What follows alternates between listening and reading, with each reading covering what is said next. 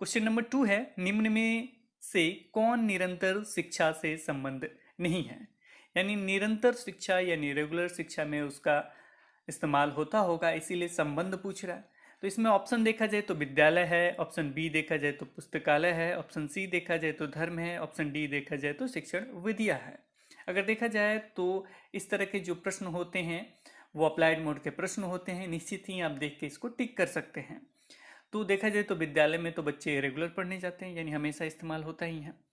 पुस्तकालय का भी हमेशा इस्तेमाल होता है, पुस्तक वगैरह पढ़ते ही हैं। इसके बाद डी नंबर ऑप्शन है शिक्षण विद्या, जब भी पढ़ाया जाता है तो शिक्षण विधियों का उपयोग होता ही है। तो इसमें बच जाता है धर्म, कि धर्म का निरंतर शिक्षा से संबंध नहीं है। तो देखा जाए तो दूसरा का आपका सी होगा। इसके बाद अगले क्वेश्चन पे चलते हैं। क्वेश्चन नंबर 3, ब्लूम का कौन सा शिक्षण उद्देश्य पहले प्राप्त होता है। यानी पहले शिक्षण उद्देश्य कौन सा प्राप्त होता है ये आपको बताना है। ऑप्शन ए है ज्ञानात्मक, ऑप्शन बी है भावात्मक, ऑप्शन सी है क्रियात्मक, ऑप्शन डी है तय नहीं किया जा सकता। तो आज हमारा टॉपिक भी है ब्लूम का टैक्सोनॉमी, तो उसे हम पढ़ेंगे, समझेंगे और हम चाहेंगे कि इस प्रश्न का उत्तर आप हमें कमेंट बॉक्स में जरूर दें।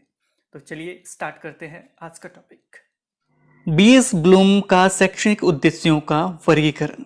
बीएस ब्लूम यानी बेंजामिन एस ब्लूम, इनके साथ अन्य सहयोगी भी थे, जैसे में उनका नाम देखा जाए तो क्रथवाल, मारिया, सिम्पसन एवं हैरो। बीएस ब्लूम ने शैक्षणिक उद्देश्यों का वर्गीकरण 3 भागों में किया है। पहला ज्ञानात्मक या संज्ञानात्मक संकल्पना या पक्ष, अर्थात इसे हम ज्ञानात्मक पक्ष या संज्ञानात्मक पक्ष या ज्ञानात्मक संकल्पना या संज्ञानात्मक संकल्पना के नाम से जान सकते हैं, सारे एक ही हैं। दूसरा भावात्मक संकल्पना या भावात्मक पक्ष के नाम से इसे जानते हैं।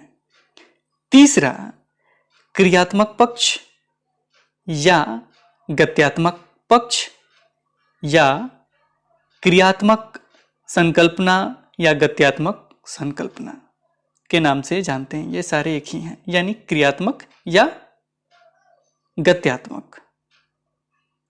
अगर देखा जाए तो ज्ञानात्मक पक्ष का वर्गीकरण ब्लूम ने सन 1956 में प्रस्तुत किया। दूसरा है आपका भावात्मक पक्ष। भावात्मक पक्ष का वर्गीकरण क्रथवाल एवं मारिया ने 1964 में प्रस्तुत किया। किसी किसी बुक में आपको 65 भी देखने को मिल जाएगा। तीसरा और अंतिम है क्रियात्मक पक्ष। क्रियात्मक पक्ष का वर्गीकरण सिम्पसन ने 1969 में प्रस्तुत किया। कभी कभी ये बुक में मिल जाता है कि सिम्पसन ने इसका वर्गीकरण 1966 में तथा हैरो ने इसका वर्गीकरण 1972 में प्रस्तुत किया। किसका? क्रियात्मक पक्ष का। तो सन से संबंधित प्रश्न नहीं आते हैं। अगर आते भी हैं तो आप जो भी सन दिया रहेगा, मेरे ख्याल से जो टक्कर खाने वाले सन है वो नहीं मिलेंगे आपको, आप टिक कर सकते हैं उसे। अब हम तीनों पक्षों या संकल्पनाओं को एक एक लाइन में क्लियर करेंगे, ताकि आगे जो भी हमें भाग विभाजित हुए मिलते हैं किसी भी पक्ष में तो उसे आराम से समझ सकें। देखा जाए तो पहला पक्ष है ज्ञानात्मक पक्ष। तो ये ज्ञान तथा जानकारी से संबंधित होता है, अर्थात इस संकल्पना का उद्देश्य ज्ञान को अर्जित करना है। दूसरा है भावात्मक पक्ष। तो इसके अंतर्गत भावों एवं संवेगों का अध्ययन किया जाता है, अर्थात मूल अभिवृत्ति और रुचियों के विकास से यह संबंधित होता है। तीसरा है क्रियात्मक पक्ष। इसके अंतर्गत औद्योगिक और व्यावसायिक प्रशिक्षण के लिए इसका उपयोग करते हैं। को देखा जाए तो बेसिक रूप से अगर इसे समझने के लिए तो ज्ञानात्मक पक्ष के अंतर्गत ज्ञान होता है, यानी ये ज्ञान से संबंधित है। भावात्मक पक्ष जो होता है वो आपका भाव से संबंधित होता है, यानी बच्चों के रुचि से संबंधित होता है या उसके संवेग से संबंधित होता है। क्रियात्मक पक्ष क्रिया से संबंधित होता है, यानी इसमें कार्य करना होता है।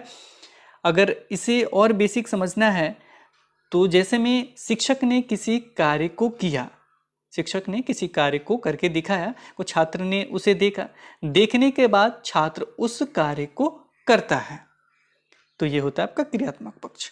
अब हम एक एक के बारे में जानकारी हासिल करेंगे। ज्ञानात्मक पक्ष को देखा जाए तो 6 भागों में विभाजित किया गया है।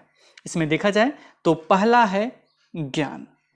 जो विषय वस्तु छात्र को देना चाहते हैं उस विषय वस्तु के लिए प्रत्यास्मरण अर्थात पुनः स्मरण और प्रत्याविज्ञान भावना विकसित करते हैं। उदाहरण के लिए देखा जाए तो छात्रों से हम पूछते हैं इसके अंतर्गत यानी ज्ञान के अंतर्गत फूलों के विभिन्न भागों के नाम बताओ, या किसी को परिभाषित करना है तो उसे हम पूछते हैं कि इसका परिभाषा बताओ। तो ये किससे संबंधित होता है? तो ज्ञान से संबंधित होता है। जब छात्र जो होता है उसे ज्ञान हो जाता है, किसी भी विषय वस्तु का ज्ञान हो जाता है, तो उसके बाद बोध के द्वारा, यानी दूसरा हमारा पॉइंट क्या है? बोध। बोध के द्वारा उस विषय वस्तु को अपने शब्दों में अनुवाद कर सकता है। यानी बोध के अंतर्गत क्या करता है? तो अपने शब्दों में उसे अनुवाद कर सकता है तथा उसका वर्गीकरण कर सकता है। ये किससे संबंधित है? अनुवाद और वर्गीकरण, तो ये बोध से संबंधित है। इसके बाद तीसरा है प्रयोग। तो जब उसे बोध हो गया उसके बाद विभिन्न परिस्थिति होता है, उसमें इसका उपयोग करता है, उसे हम प्रयोग कहते हैं। चौथा है आपका विश्लेषण। उपयोग तो करने लगा, उसके बाद क्या होता है? जो भी विषय वस्तु का उसे ज्ञान हो गया, बोध हो गया, उसका उपयोग कर लिया, तो उसको क्या करता है? छोटे छोटे तथ्यों में विभाजित करने लगता है। यानी जो भी विषय वस्तु है उसको छोटे छोटे तत्वों में वो विभाजित कर सकता है विश्लेषण के अंतर्गत। इसके बाद पांचवा है, बहुत इंपॉर्टेंट है ये है आपका संश्लेषण। अब छोटे छोटे तत्वों में तो विभाजित कर लिया है, अब छोटे छोटे तत्वों को क्या करता है? वो जोड़ता है। जोड़ने के बाद एक नई विषय वस्तु का निर्माण कर सकता है। यानी संश्लेषण के द्वारा नई विषय वस्तु का वो निर्माण कर सकता है, अर्थात इसमें छात्र का क्रिएटिविटी को हम देखते हैं। इसके बाद देखा जाए तो अंतिम है मूल्यांकन, यानी छठा है आपका मूल्यांकन। इसके अंतर्गत छात्र ने किस स्तर तक उस विषय वस्तु का ग्रहण किया है, इसका हम मूल्यांकन करते हैं। तो ये हो गया ज्ञान से संबंधित। तो इसे याद भी रखिएगा, कभी कभी पूछ दिया जाता है कि विश्लेषण ब्लूम टैक्सोनॉमी के अनुसार किससे संबंधित है? ज्ञानात्मक से संबंधित है, भावात्मक पक्ष से संबंधित है कि क्रियात्मक पक्ष से संबंधित है? वहाँ आपको टिक करना होगा कि ये ज्ञानात्मक पक्ष से संबंधित है। दूसरे पे चलते हैं, भावात्मक पक्ष। जो भाव से संबंधित होता है, संवेग से संबंधित होता है, रुचि से संबंधित होता है। इसमें क्या कुछ है इसे देखते हैं। पहला है इसमें अभिग्रहण। अभिग्रहण के अंतर्गत देखा जाए, अभिग्रहण मीन्स क्या हुआ? ग्रहण करना। अभिग्रहण के अंतर्गत देखा जाए तो जो विषय वस्तु छात्र को देना चाहते हैं उस विषय वस्तु के लिए किसी घटना से उसे अवगत कराते हैं। यानी किसी घटना से उसे अवगत कराएंगे जिसे छात्र उस घटना के बारे में अभिप्रेरित हो जाता है। यानी उस जो भी घटना से उसे अवगत कराते हैं उससे अभिप्रेरित हो जाता है, यानी उसके बारे में देखने वगैरह लगता है। जब अभिप्रेरित जब छात्र हो जाता है तो अगला जो स्टेप है अनुक्रिया, तो उसके प्रति वो अनुक्रिया करने लगता है। अगर देखा जाए तो अनुक्रिया जो होता है योग्यता और रुचि पर आधारित होता है।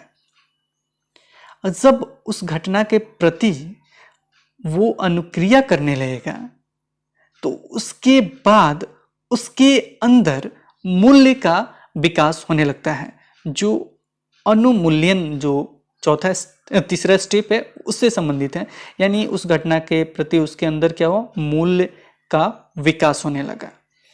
मूल्य के बाद यानी कुछ मूल्य का उसके अंदर विकास होने लगा। उसके बाद संगठन करता है, यानी चौथा स्टेप उसको व्यवस्थित करता है, यानी वो देखता है कि उसके अंदर पहले से कौन कौन से मूल का विकास हुआ था और कौन कौन से मूल का विकास अभी हुआ है, यानी पहले से उसके अंदर कौन कौन से मूल उपस्थित थे तथा अभी उसके अंदर कौन कौन से मूल्य का विकास हुआ है। फिर उसे वो क्या करता है, व्यवस्थित करता है, सभी को वो व्यवस्थित करता है। इसके बाद जब मूल्यों को व्यवस्थित कर लेगा तो उसके बाद वह उन मूल्यों को व्यवस्थित करने के बाद अपने अंतःकरण में स्वीकार करता है।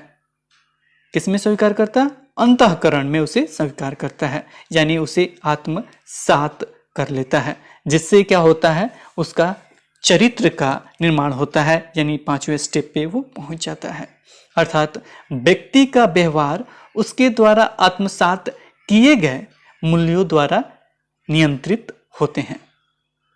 तो ये है आपके भावात्मक पक्ष। इसके बाद आते हैं क्रियात्मक पक्ष पे। क्रियात्मक पक्ष में देखा जाए तो पहला है आपका उद्दीपन या अनुकरण। इसमें देखा जाए तो उद्दीपन में होता क्या है, किसी भी कार्य को करने के लिए, कोई भी कार्य उसको करने के लिए छात्र को उद्दीपन दिया जाता है। अगर दूसरी भाषा में देखें तो विद्यार्थी जब शिक्षक को प्रयोग करते हुए देखते हैं तब वह उनके प्रत्येक क्रिया का अनुकरण करता है तथा फिर स्वयं प्रयोग करके देखता है, यानी एक तरह से अनुकरण के नाम से भी इसे जानते हैं। तो किसी भी कार्य को करने के लिए छात्र को उद्दीपन दिया जाता है, तो उस उद्दीपन के लिए वह कुछ कार्य करता है। उसके लिए क्या करता है? कुछ कार्य करता है। ये दूसरा स्टेप हो गया, पहला अनुकरण किया, फिर वो कुछ कार्य उसके लिए किया, तो दूसरा स्टेप हो गया। फिर इस स्टेप के बाद, कार्य करने के बाद वह अपने कार्य को नियंत्रित रखता है, यानी तीसरा स्टेप आ गया। यानी पहले क्या किया, हमने उद्दीपन दिया, उद्दीपन देने के बाद उस कार्य को करने लगा, कार्य को करने के बाद उस कार्य को क्या करता है, अपने कार्य को नियंत्रण रखता है, इसके बाद नियंत्रित रखता है। इसके बाद देखा जाए तो चौथा स्टेप उसमें आता है समायोजन का, यानी उसके बाद वो कार्यों के साथ खुद का समायोजन करता है। क्या करता है? खुद का समायोजन। नियंत्रण हो गया, नियंत्रण होने के बाद खुद का समायोजन उसमें करता है। समायोजन के बाद जो भी उस कार्य से उसको कुछ मिला है उसको अपने स्वभाव में उतारता है, यानी स्वाभाविकरण कर रहा है, उसको अपने स्वभाव में उतारता है, जिससे उसके कौशल का निर्माण होता है। तो ये लास्ट स्टेज है क्रियात्मक पक्ष का, यानी उसको अपने स्वभाव में उतारता है, जिसके फलस्वरूप उसके कौशल का निर्माण होता है। तो यही आपके बीएस ब्लूम का शैक्षणिक उद्देश्यों का वर्गीकरण है, और हमने कोशिश किया है इसे आपको आसान भाषा में समझाने का, और निश्चित ही ये आपको समझ में आ गया होगा।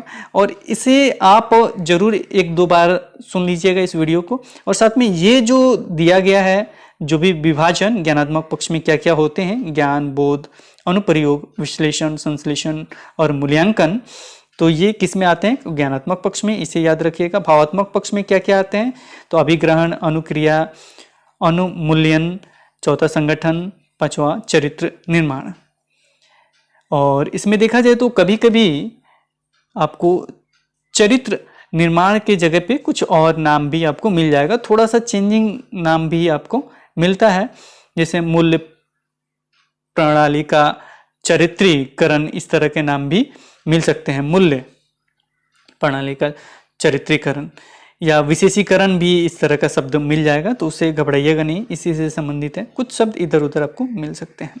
क्रियात्मक पक्ष में क्या क्या आते हैं? अनुकरण या उद्दीपन दे देता है, दूसरा आपका कार्य करना, तीसरा आपका नियंत्रण, चौथा आपका समायोजन, पांचवा आपका स्वाभाविकरण, छठा आपका कौशल निर्माण। ये सारे क्रियात्मक पक्ष से संबंधित हैं।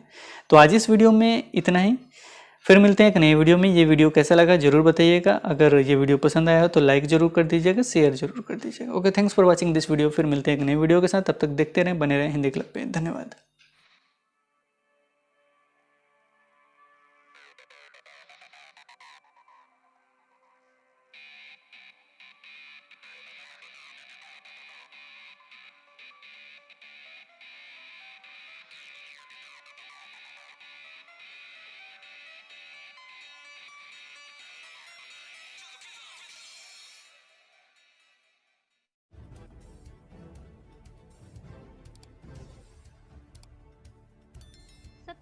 कीजिए हिंदी क्लब को, दबाइए इस बेल आइकॉन को ताकि हमारा वीडियो आपको मिले सबसे पहले।